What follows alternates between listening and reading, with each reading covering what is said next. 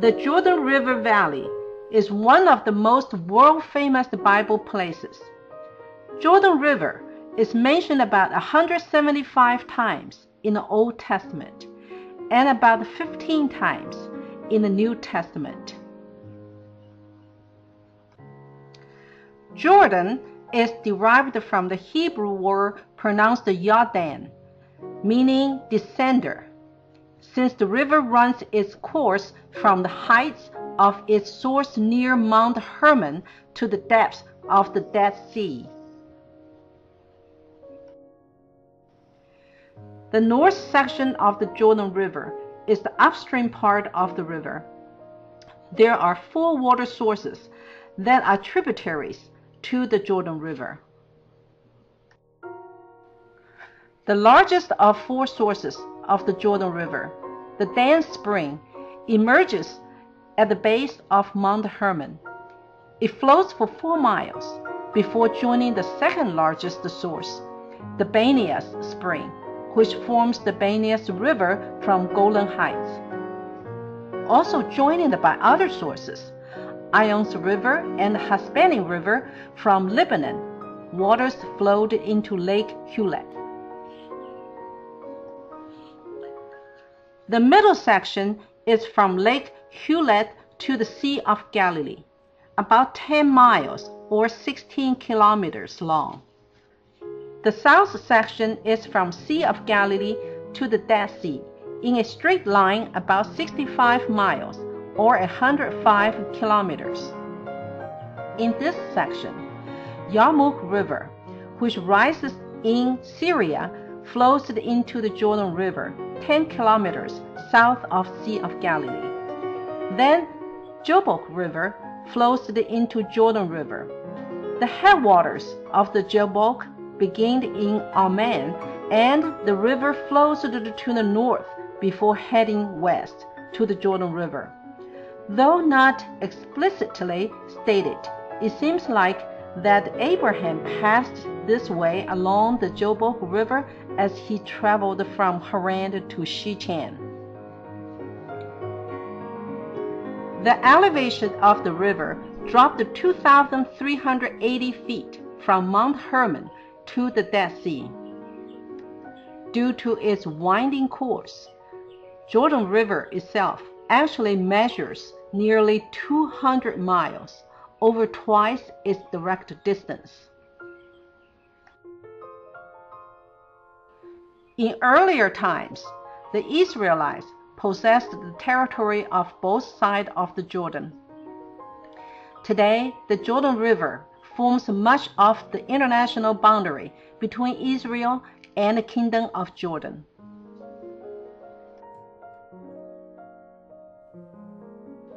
The Jordan River played a significant role in numerous events of Bible history. The first mention of the Jordan is when Abraham and Lot parted company.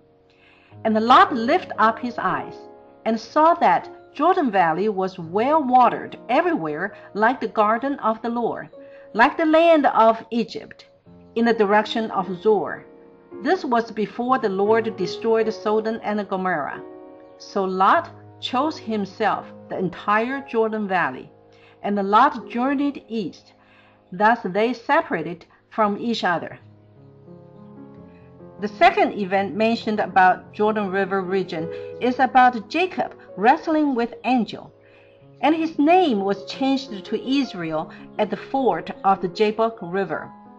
In Genesis chapter 32, it recorded about the night after Jacob and his family met Esau. That night, Jacob got up and took his 2 wives and 2 maidservants and his 11 sons and crossed the ford of Jabbok. After he had sent them across the stream, he sent over all his possessions. So Jacob was left alone, and a man wrestled with him till daybreak. When the man saw that he could not overpower him, he touched the socket of Jacob's hip, so that his hip was wrenched as he wrestled with the man. Then the man said, "Let me go, for it is daybreak." But Jacob replied, I will not let you go unless you bless me. The man asked him, What is your name? Jacob, he answered. Then the man said, Your name will no longer be Jacob, but Israel, because you have struggled with God and with man, and have overcome.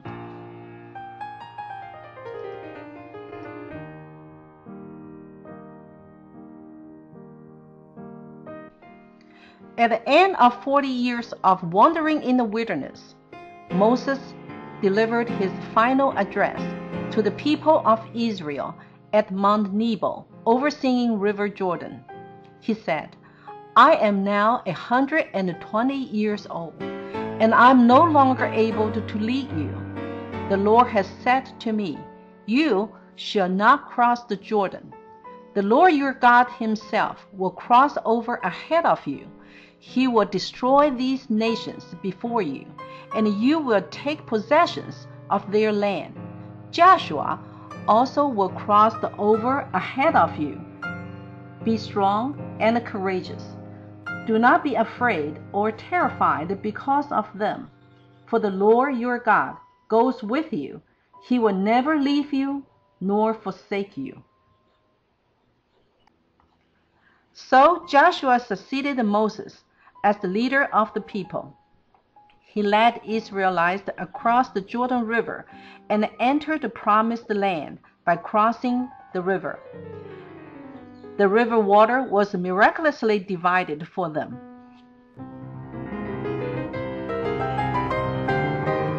The prophets Elijah and Elisha were active on both sides of the Jordan River. Some well-known events happened here. For example, at the end of Elijah's ministry, he was taken away on a chariot of fire. But before that happened, Elijah took his cloak, rolled it up, and struck the Jordan River water with it. The water divided into right and to the left. And Elijah and Elisha walked across over on the dry ground. At Jericho, a city near Jordan River, Elijah appointed Elisha to be his successor. After Elijah was taken away on a chariot of fire, Elisha took Elijah's cloak and struck the Jordan water. Once again, the water divided, and Elisha walked across.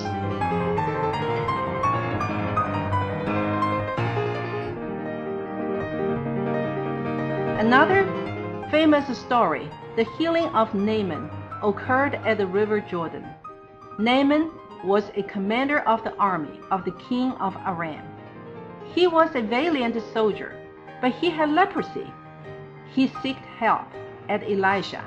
Elisha sent a messenger to say to him, Go, wash yourself 7 times in the Jordan, and your flesh will be restored, and you will be cleansed. He was reluctant at first, but he did, and his leprosy was healed.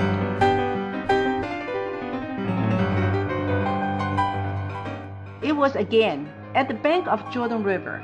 Elisha made an iron axe head float. Elisha and a company of prophets went to the Jordan to cut down trees for a building project. As one of them was cutting down a tree, the iron axe head fell into the water. Oh, my Lord, he cried out, it was borrowed. Elisha asked, Where did it fall?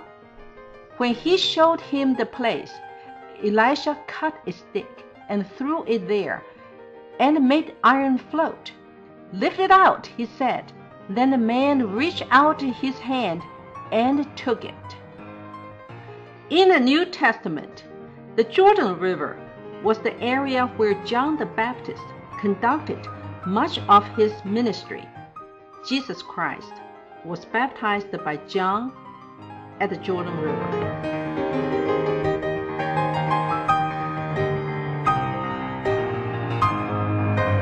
The Jordan's role in Bible times is far from over. From geological standpoint, geologists know that one day a terrible thing will happen along this river, which is earthquake.